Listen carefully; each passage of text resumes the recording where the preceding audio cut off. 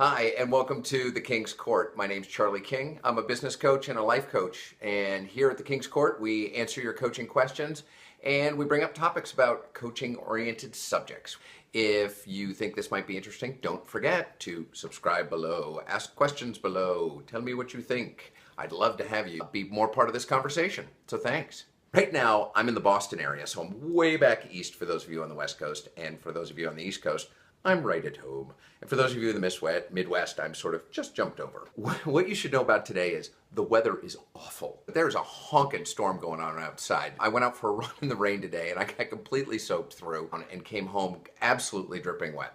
And I had this thought, and I was probably about half mile from the end of my run. Well, at least now I'm a runner. Like I'd proven something about being a runner because I was willing to go out and be in this weather. What a funny thing to say. I run a marathon before, and I'm in the midst of running 1,000 miles this year.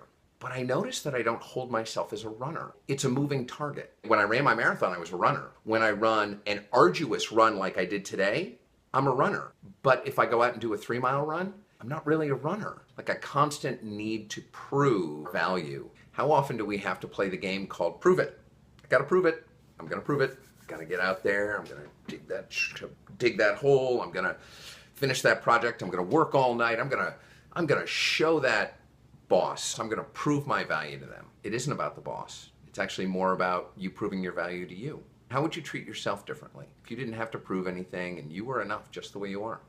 If you're enough, now what? What would you choose if you're enough? If you're enough, what would you choose?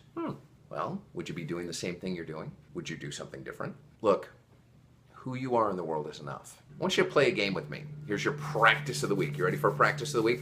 Write this down, get your pencil out, get a Post-it. I want you to write, I am enough on a Post-it. And I want you to slap it somewhere you can see it every day.